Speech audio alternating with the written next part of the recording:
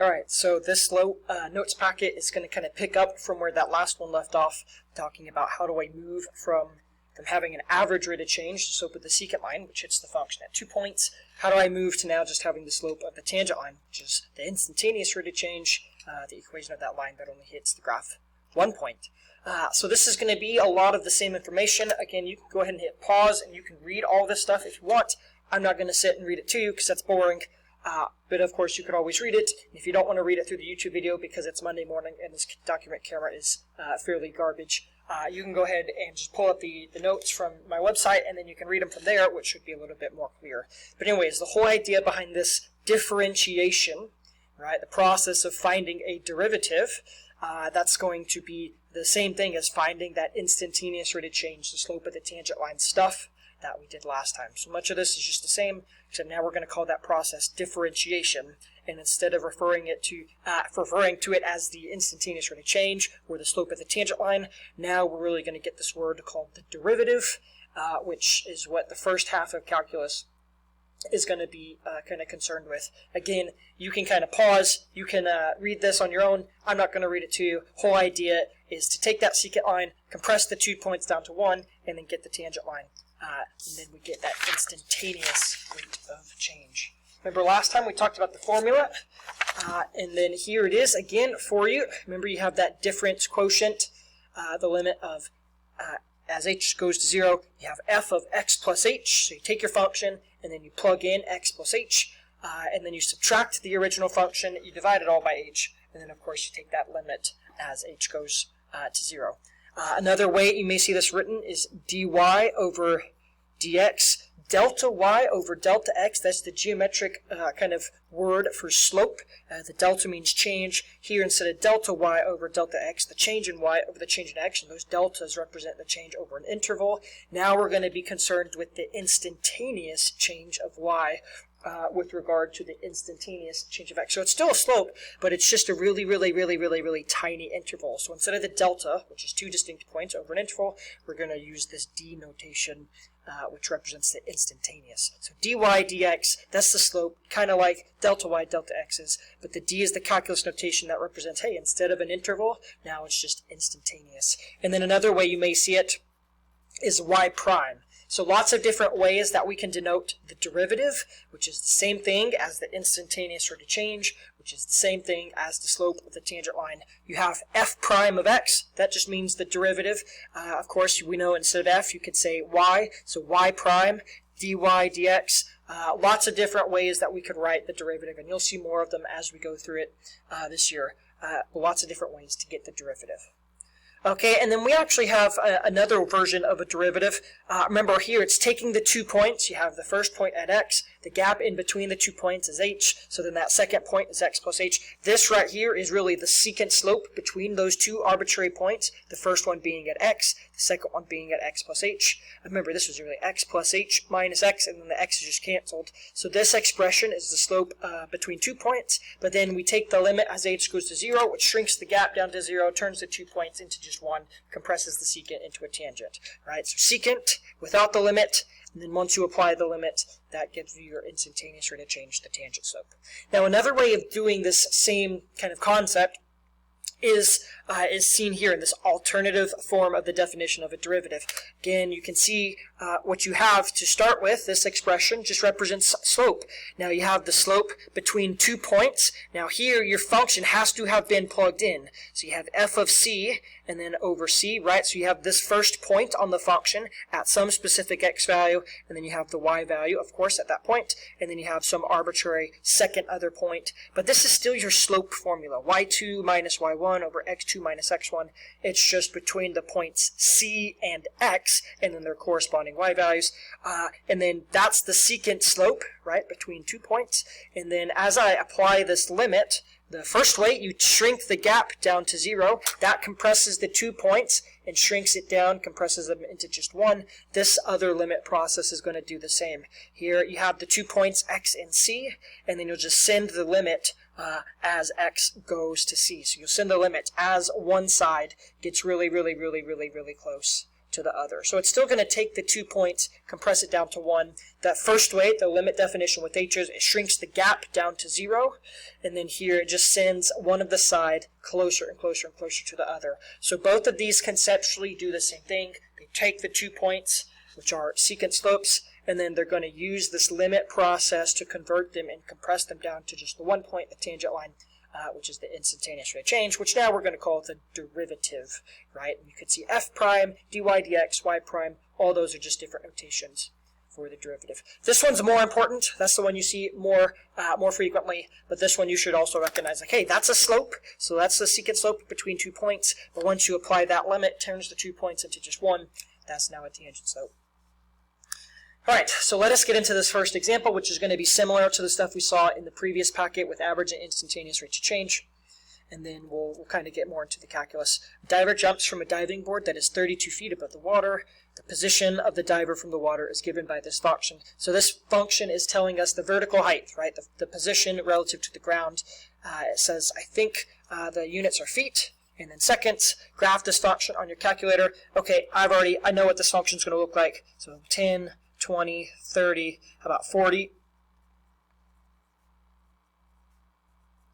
And then this is definitely not going to be to scale, but this function, if you plug in 0, it's going to start at 32, and then it's going to go up a little bit, and then it's going to come back down, and then actually at time equals 2, that's when it hits the x-axis again. Okay, so not too bad. Time equals 2. That's where it hits your x-axis. Okay, so let's go for it. It says find the average velocity, the average rate of change, the slope of the secant line at which the diver is moving for the time interval 1 to 1.5. Okay, so we know this. Average velocity, that's your change in distance. Remember, that's an interval over your change in time. So I need the position at the end minus the position at the beginning over your time at the end minus your time at the beginning. And then let's go ahead and type the original function into my calculator. So we've got negative 16x squared plus 16x plus 32. Wonderful. And then let's go ahead and get this this difference quotient. Go ahead and get it evaluated. Well, I guess this isn't the difference quotient. This is just a straight up slope, average velocity. So I'm going to plug in 1.5. And I got 20. 1.5 minus 1 is just going to be 1/2. That's really nice. Then let's take that function, and then let's plug in 1. So we get 32. Okay, so here it looks like we're going to have a negative 12 over 1/2, so negative 24. And then don't forget your units. We have negative 24 feet per second. And again, that doesn't mean that every single moment in that time interval, that's the speed that it's going. That's the average speed or the average velocity. Remember, speed would just be 24. The velocity includes the negative. That negative indicates that your average velocity is going to be moving downwards. Okay, so now let's kind of do the same thing, but what we're really trying to get at and try to see if we can find is the instantaneous rate of change, the instantaneous velocity at time equals 1. In order to do that, we're just going to do some secant slopes. We're going to do some average rates of change, but then we're going to, instead of having a fairly wide interval from 1 to 1.5, we're going to see what happens as that interval gets smaller and smaller and smaller. And remember, derivative is a limit, and the limit is only going to exist if the limit from the left and the limit from the right are both approaching the same thing. So what we're going to do is we're going to look at the secant slope from 0.9 to 1. Right? That's a pretty small interval. So that secant slope is going to be a fairly decent approximation of the tangent. But we're going to look at that secant slope. Then we'll make the interval even smaller, and we'll do the secant slope between 0.99 and 1. And then we'll do 0.999 and 1, right? So we're going to start, here's 1. We're going to start on the left side. Then we're going to see that secant slope. Then we're going to make the interval even smaller. Look at that secant slope. Then we're going to make the interval even smaller. And we're going to see as that secant slope gets smaller and smaller and smaller, right? As that interval gets narrower, as it gets closer to being an instantaneous, only hitting the graph at one point, we're going to see if there's any corresponding pattern in what those average rates of change are. And then we're going to do the same thing from the right as you have the interval that's slightly bigger to 1 coming back to 1.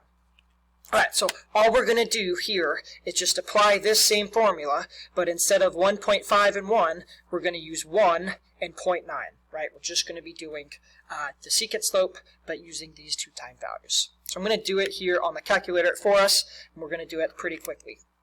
Alright, so vars, y vars, we're going to tell it to evaluate at 1, then subtract function being evaluated at 0.9, so that's all the numerator, right? You have y sub 1 minus y sub 0.9, then I'm going to divide it by 1 minus 0.9. And it looks like that secant slope, that average rate of change over that fairly narrow interval is going to be negative 14.4. The units for all of this would be feet per second. Okay, now let's see what happens if I make that interval even smaller, which is going to give you a better approximation for your instantaneous rate. Let's see what happens. So I'm just going to come up here, snag this, and then I'm going to insert the 9, and insert a 9. When you insert it, remember it's always going to insert that digit to the left of where your cursor is. So you just need to scroll up, snag that same formula, snag that same algorithm, and then just modify it. And then it looks like, hey, if I make the interval that much closer, it looks like now this secant slope is negative 15.84. And then let's see what happens if the interval gets even narrower. Right, so let's go scroll it, snag it. Again, let's go insert a 9, second insert 9. And then we need one in the denominator too. Oops, I don't want a parentheses, I want 9s. And so it looks like that one's negative 15.984. So it looks like as you start off on the left, you have some secant interval, some secant slope. It's like, okay, and then as your intervals get smaller and smaller and smaller, it looks like there is a pattern. It looks like those slopes are getting closer to being negative 16. But we're going to need the right side behavior to be the same, right, for this limit to exist. The right and the left need to match. So let's go see what these slopes from the right are going to get closer and closer and closer to being. Vars, y1. Again, plug in the bigger number first. And then here I can plug in 1. So there's your numerator. Divide it by 1.1 minus 1. So that one is negative 17.6. And then let's go put some point zeros in there. Or we just need the 0. So second insert 0. We need a 0 in that term in the numerator. And then we're also going to need the 0 right here for the denominator. Again, all I'm doing, just really quickly, because I've got mad calculator skills, I'm just using the same secant slope formula, right, which is just y2 minus y1 over x2 minus x1. And I'm just doing that average rate of change for all 6 of these intervals. But I'm noticing, hey, as those intervals get smaller, hopefully there's a pattern. Because remember, the closer your secant 2 points are together, the better your approximation for your tangent slope should be. And it looks like that one's negative 16.16. And then let's go do the last one. So I need to just go insert another 0. And then here, I need to insert another 0. Negative 16.016. Okay. So if we start on either side, right, it looks like those secant slopes are going to get closer and closer and closer to negative 16. So if we had to guess, right, if we had to approximate what the instantaneous rate would be at time equals 1, we're going to guess that, hey, negative 16 feet per second is probably what that tangent slope would be. Now, all of these were estimates, right? All of these were secant slopes. But as your interval gets closer and closer and closer together, as those 2 points get closer to touching each other, the better your secant approximation is going to be. And we see, hey, as that interval gets closer to being 0, it looks like those secant slopes are getting closer to being that negative 16. Okay, wonderful. Let's flip it over to the next page. And then let's do this one. Given this function, x squared minus 4x, sketch the function and the tangent line to the graph at the point where x equals 3. Okay, so let's factor this. You can factor out an x, then you have x minus 4. So you know your intercepts are going to be at x equals 0 and x equals 4. You know it's going to open upwards. So this graph, you know that the vertex should be at 2, right? Because the vertex is always symmetrically right in the middle between the intercepts. I don't know exactly how high or how low it's going to be. We can just guesstimate it. Let's just say, hey, like maybe it goes down. Oh, I didn't quite get there. That's all right. We'll guess and we'll say that this function is more or less about like that. Definitely a parabola, opens up. You can find the intercepts by factoring. There we go. Now I'm going to get a different colored pen, and let's also do the tangent line. So we sketched the function in pencil. Let's also sketch the tangent line. I'm going to do this in blue, which looks more or less about the same on the camera screen. That's all right. So here's the point at 3. Let's find where that point is on the function. And so if I were to draw the tangent line that's going to only hit and graze that function at the one specific point, it looks like here this would be a fairly decent line. I'll call the tangent line y.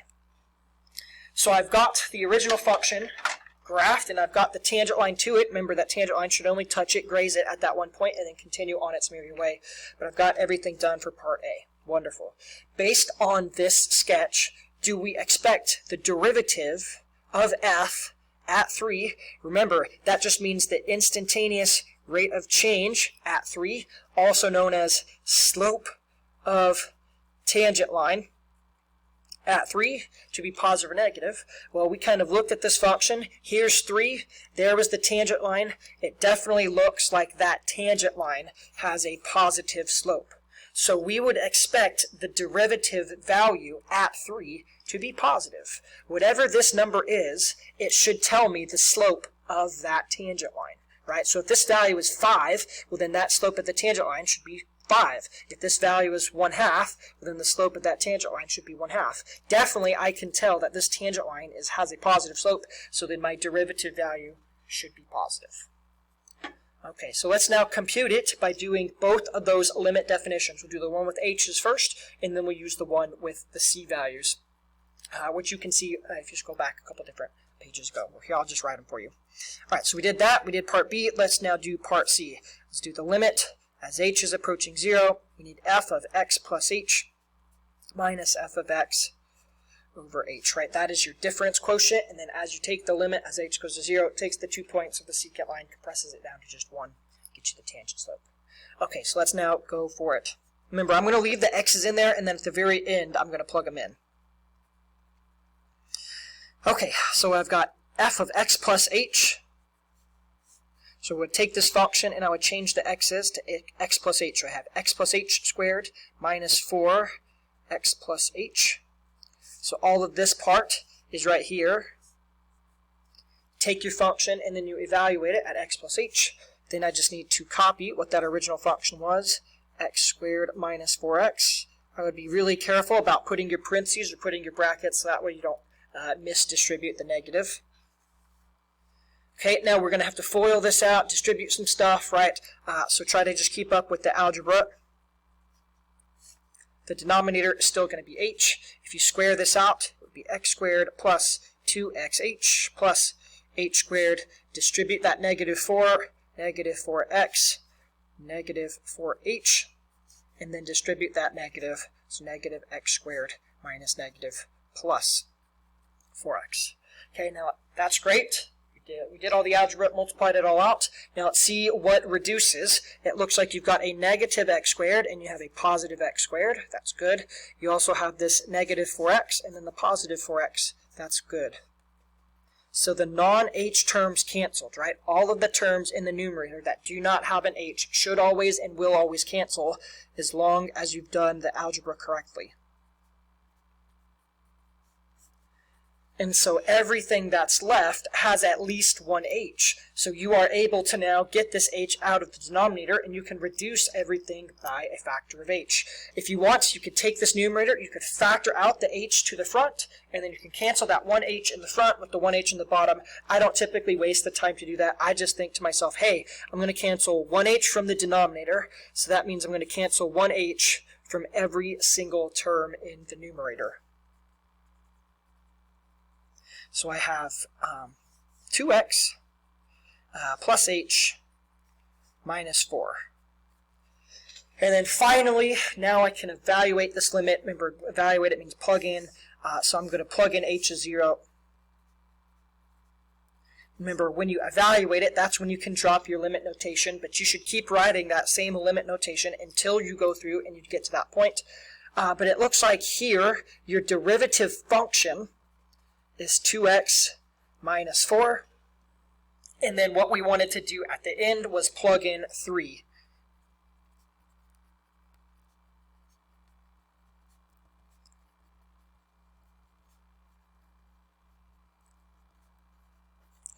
So it looks like the slope of the tangent line, which is the value of the derivative at that specific x value, it looks like that is going to end up being 2. So the slope of this tangent line should be 2, which my drawing may not be perfectly to scale, but it should be fairly close. We definitely got a positive value because that tangent line certainly was increasing. It certainly had a positive slope, so that's good.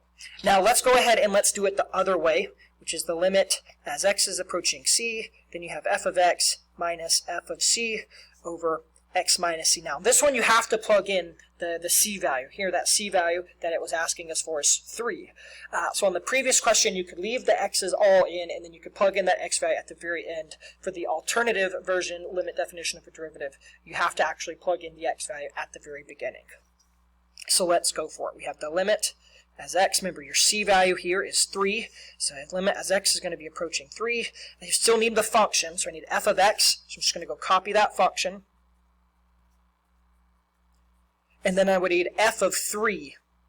So how about 3 squared minus 4 times 3, and then over x minus 3.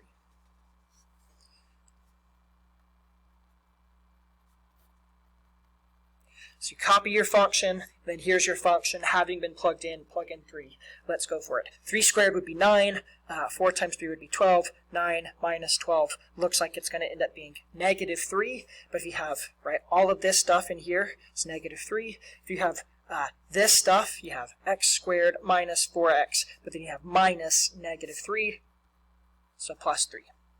Okay, so this limit, sorry, I was a little bit off the screen, sorry. But you have your limit definition, this alternative version, you have to plug in the c value, so you copy your function, then you plug in that numerical value, and then you're just going to simplify it. All of this in here ended up being negative 3, then we minus negative 3 plus. Now, if you try to evaluate here, you're going to end up getting 0 over 0, so we're going to need to do one of my strategies, one of my techniques, and that one is just going to be factor and reduce. So here, let's keep going. That numerator is going to factor x minus 3, x minus 1. Remember, you should always check to see if you factored something correctly. Just multiply it back together. Here, if you were to FOIL these two terms, you should get what that trinomial that I started with in the previous step. So that's good, which means the x minus 3 factor is going to reduce. Spoiler alert, if you're doing this alternative version, it should factor and will always factor in such a way so that one of the chunks will reduce, and you kind of know what that chunk has to be based on the term in the denominator. And so here I'm left with the limit as x is approaching 3 of the function x minus 1. Once it's reduced, then you can go ahead and evaluate it. And look at that, right? We got the same value. No matter whether you did the limit definition with h's or whether you do the one with c. Remember, you could have plugged in 3 at the very beginning, and instead of x's, you could have had that 3 plugged in, but instead of getting the function, you would have just gotten straight to the answer. I kind of like to leave it with the x value in there, so that way you get the whole function at the end, and you could plug it in as many different times with as many different x values as you need. But you could have plugged in the 3 at the beginning. Here, for this alternative version, you must plug in the x value at the beginning. So it's a little bit annoying. If it said, now find the slope of the tangent line at 5, you would have to do a completely different limit. Whereas here, if you did the one with h's, you could straight up just plug in 2 times 5 minus 4, and you could get the answer. Right, so I kind of like this one a little bit more because it'll give you the whole function, and then from that function you could then do multiple values very, very, very quickly. That alternative version will work, it's just only going to work for that specific x value, and then you'd have to redo it multiple times if you had different values. Whew, okay, so we found the slope of that tangent line 2 different times, both of them derivatives. Of course, they should both be the same, duh, right? It's the same function, it's the same x value, it's the same tangent line, it should be the same slope. So we just confirmed again that the slope of that tangent line should be 2. All right, let's look at this last part, which is an important concept, something that we do quite a bit in calculus. It says write the equation of the tangent line. So we have this line. I know a point that that function is going to go through. Remember, that point is at 3, -3. We already did that work. All this stuff that we did up here, plugging in 3, we got -3. So I know a point that the function is going to go through. I also now know that the slope of that line is 2. So if I know a point and if I know a slope, we're going to actually write the equation of that line in point-slope form. In Algebra 1, most of the time you do slope-intercept, which is y equals mx plus b, right? That's your slope-intercept form. If you knew the slope and you knew the y-intercept, that's a really good form to use. But here we don't know the y-intercept, and it's really kind of rare that we will. We typically will just know some random point, and then we'll get the slope value from the derivative. So this point-slope form, which you should hopefully remember from Algebra 1, that is really going to be how we write equations of tangent lines. Right, so we know the m value here was 2. That was the slope of the tangent line. That's coming from the derivative, that instantaneous rate of change. And we also know we have the point 3, -3. If you didn't remember this, remember you have the x value. If you have the x value and you have the function, you just plug in the x value into the original function, and then that is how you get the y value. So let's go ahead and set this up. We have y minus y1 equals m x minus x1, and there's 3 things that you have to plug in. The slope of the graph at that point, 2, plug it in, and then the x1 value, plug it in, the y1 value, plug it in. And instead of having a minus negative, you can just change it to a plus. So here is your equation of the tangent line, right? That's the equation of this line that goes through this point with the specific slope of 2. Now let's think about something kind of conceptual, right? This parabola is not always going to have the same slope.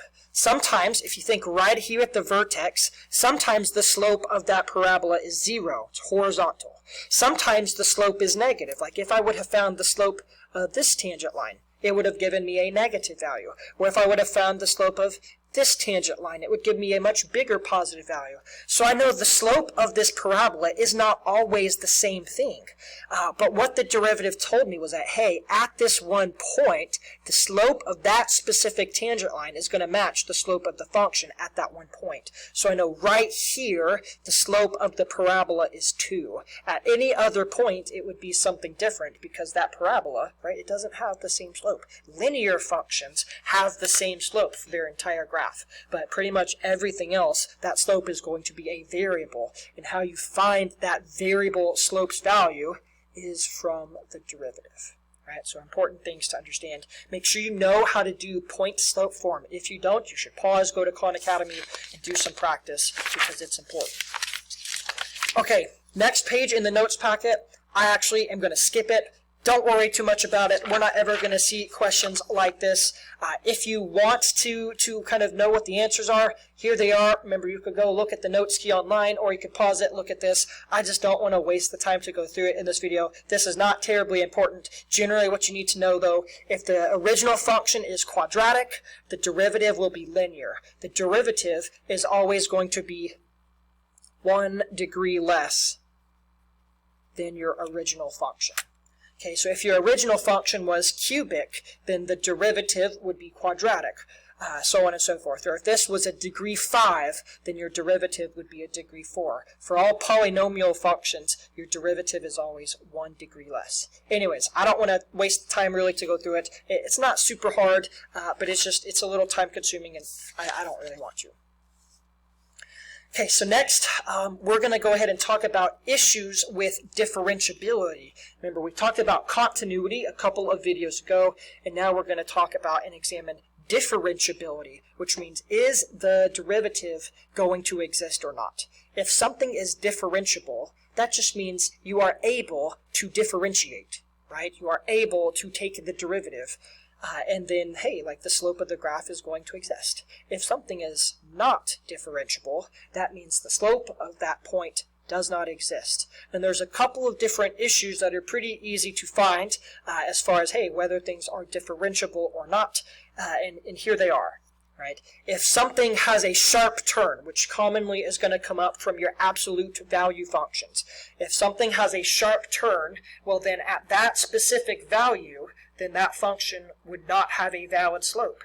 It wouldn't have a derivative. Remember, the derivative is a limit, so the slopes on the left have to match the slopes on the right. Think back to that one we did with the table where, hey, the slopes were getting closer to negative 16, and then the slopes from the right were getting closer to negative 16. The slopes on the left have to match the slope on the right, and then it has to connect in that very smooth way, right? I don't know if you remember back from pre-cal or whenever Algebra 2 when you were talking about polynomials. You always heard them hopefully called smooth and continuous. Well, we know what continuous means, right? It means there's no holes, there's no jumps, there's no gaps, there's no asymptotes, there's no issues. But now that word smooth actually means that function is differentiable, which means there aren't going to be any problems with that derivative existing. So differentiable and smooth, they're synonyms, they mean the same thing, but you couldn't really call it differentiable in the past because you didn't know what a derivative was, because you didn't know what a limit was, so on and so forth. But smooth just means differentiable, it means the slope is going to exist really nicely. Here, if you have a sharp turn, that's definitely not smooth. So the slope at this graph, at this point, does not exist. At any other point, it's fine. Like here, at all these points, the slope is like -1. Or here, for all these other points, the slope is a +1. The issue is just at that one specific instantaneous point where you have the sharp turn. Right, so not differentiable because of the sharp turn. The cusps are very much the kind of similar, right? You have this slope on the left, which gets negative, and then you have the slope on the right, which is positive. Definitely, though, you have this negative switch, this negative slope, and then it like instantly changes and it crosses over to being a positive. No, you need a gradual, smooth transition. You need the slopes on the left and the slopes on the right to be the same. Here, the sharp turns and the cusps, they definitely do not look smooth, so they are not differentiable. Remember, the derivative would be fine at all of these other points. It's just at that one specific value where you have the issue, that's where the derivative would not exist. Okay, other ones, discontinuity. You can't be differentiable at a point if the function is not continuous. The asymptote, I think, makes it like super obvious. Like literally, if there is no point, you can't have a slope of the graph at that point. That like just does not make sense. Here, it's important. Continuity is a prerequisite for differentiability. So if you have a jump discontinuity, or if you have an asymptotic, or if you have a point, if you know the function is not continuous, then you are 100% sure, without looking at anything from the graph, or without doing any work, you know the derivative is also not going to exist. All right, so that's pretty easy. Your discontinuities, any of them, asymptotes, points, or jumps, if the function is not continuous, then you know for sure there is no derivative at that specific value. The derivative is probably fine everywhere else, but at the points of discontinuity, the derivative will not exist. And then here's kind of the weirdest one, 3, the vertical tangents. I should flip these notes so that these two are closer together. Oh well. The vertical tangents, they're a little bit harder because you're like, okay, Mr. Bell, that looks kind of smooth, right? Like here the slopes get really, really, really steep, but they're positive, and then on the other side it's positive, right? It looks like you just kind of have this vertical tangent line, but it looks fairly smooth. But remember, hey, like this tangent line, if you were to draw it and you have a vertical tangent, the slope of a vertical line, going back to some Algebra 1, remember the slope of a horizontal line is 0, but the slope of a vertical line is undefined. So if you draw a tangent and it is vertical, that means the slope of the tangent is undefined, but the slope of the tangent is the same thing as the derivative. So literally, just kind of follow that transitive property of logic. If the tangent slope is the same thing as the derivative, And if the tangent slope is undefined, well then that means the derivative is undefined. The vertical tangents don't come up super often. Just kind of remember, hey, if you have a tangent and it's perfectly vertical, the slope is undefined, therefore the derivative value at that point, remember, at anywhere else, at any of those other points, the derivative would be fine. But at this point, where you have the vertical tangent, the slope is undefined, therefore the derivative cannot exist. Okay, next page kind of goes through and actually does some works, and it kind of actually looks at that limit process, the alternative version, doing the limit as x approaches c of f of x minus f of c over x minus c. It looks at all of those limits and tries to mathematically prove why all of those issues are problems. Again, this isn't something you're really ever going to have to do, so I'm going to skip it with this video. Don't sweat too much about it. If you want to know how to do it, here it is. You can pause the video, you can read it, you can go ahead and you can look at my notes key on the website. That's also okay. Remember, the video quality may not be spectacular on this YouTube because this document camera is complete trash. But if you want to know how to do these, look it up and come ask me questions. But this is not something terribly important. You just need to remember what the 4 issues are. Right? You need to know that at sharp turns and at cusps and at vertical tangents and at discontinuities, you need to know what the 4 issues are, and you need to be able to recognize them, but you will not ever need to actually prove mathematically why they are issues. That's all that these 3 are doing. Again, it's just using that limit definition, the one with the c value, and it's kind of just saying, hey, if your limit from your right and your limit from the left, if those aren't the same, then the overall limit doesn't exist. And remember, that derivative is the limit. So if the limit doesn't exist, that means the derivative doesn't exist. That's generally the whole point with all of those. If the slope on the left does not equal the slope on the right, then that overall slope does not exist. Therefore, your derivative is undefined. All right, more or less, that's the summary from the previous page, but I'm going to skip it. Okay, I want to go ahead and get this page done, and then maybe the next one, and then we will probably put a pause on it. But let's go ahead and do this one just really quickly, or at least the first couple parts. It says here, list the x values for which the function appears to be not continuous. So we're just looking at this graph and we're trying to identify the points of discontinuity and then also the points where it's not differentiable. So here we go. Let us go through. Let's see, not continuous. So let's see, point discontinuities, jump discontinuities, asymptotic. It definitely looks like here at x equals 6, you have a discontinuity. Everywhere else, you could draw it without ever picking up your pencil. So that's fine, right? But 6 for sure is a spot where that graph is not continuous. And then let's go ahead and try to find the not differentiable. So remember, cusps, sharp turns, vertical tangents, and then discontinuities. Those are the 4 things we'd be looking for. I'm just going to start here and work my way to the right. So everything here on this function, all this is fine, right? That's a line, so the slope's always some negative value. But it looks like right here at x equals 3, it looks like you've got a sharp turn. So x equals 3 would have a problem with the derivative existing. There's no slope at this point because the slope at the left and the slope on the right aren't the same. Now this next one's a little bit sneaky, but if you look, that's fine, that's fine, that's fine. But it looks like right here, if you were to draw the tangent line, it looks like right here you would have a vertical tangent, which is a problem. So x equals 4 is an issue. Then it looks like, okay. A lot of people will say, hey, like here at x equals 5, if you think that looks like a sharp turn, then sure, you could put that value down as an issue. Because if it's a sharp turn, then the derivative would not exist. This one is very clearly a sharp turn. That one, I'm going to consider it like, I think it's round enough. Now, you would never have a question like this where the picture on the page is a little bit kind of fuzzy and pixelated. It'll always be super crystal clear whether something is a sharp turn or whether it's rounded and whether it's smooth. I'm going to just round this one off and I'm going to say it's not an issue. But if you thought it was a sharp turn, then justifiably you could say, hey, at x equals 5, you've got a problem. Right, but I'm gonna say no, it's smooth. Let's move forward. Of course, 6 would be an issue if you're not continuous. You already know for sure it's not going to have a derivative. So anything written here on the answer to part A, for sure, this value would have to be in the list automatically. And then it looks like the last one is going to be at 8. Okay, and then let's do one more, and then we'll end this video. It says here's some function. F of x, I don't know. We got some function, and it just says at the labeled points. We got the point A, we've got this point B, C, D, E, and F. And only at those labeled points, we're going to try to figure out, hey, which ones of them have a zero slope, which ones of those points have a positive slope, which ones of those points have a negative slope. So I think this one should be pretty okay. Remember, zero slope means if I were to draw the tangent line, that tangent line would be horizontal. So let's look here, I think at point B and then at point E, right? At your maximums and minimums, those are things called turning points. Those are going to have horizontal tangents. I don't have to put x equals. We'll just name them, how about at B and E. You're going to have a zero slope. The slope of that tangent line, the instantaneous rate of change would be 0. Remember, it's all about, hey, if I were to draw that tangent line, if it's horizontal, that means your slope at that point is going to be 0. Let's see, there's 4 more points. 2 of them have a positive slope.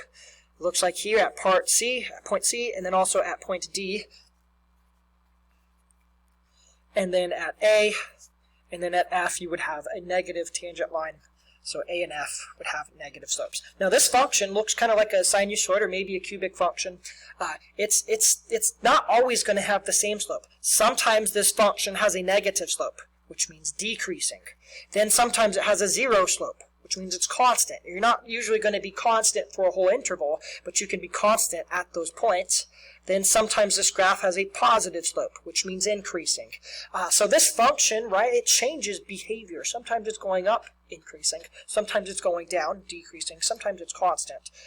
And the derivative tells us the behavior of that graph. If your derivative is positive, that means the slope of the tangent line is positive. That means your function will be increasing. If your derivative is negative, that means the slope of the graph at that point is negative. That means your tangent line would also have a negative slope. That means the graph is going down, right, decreasing. All those things mean the same. And if your derivative is 0, that means it's not going up, it's not going down, it's constant, it's horizontal at that point. You don't usually have intervals where things are constant, although it is possible. Typically, you only have points, instances, where you have 0 slope. We are going to pause there. The next video, we're probably going to finish this green notes packet, but I've talked enough for now. Thank you for watching.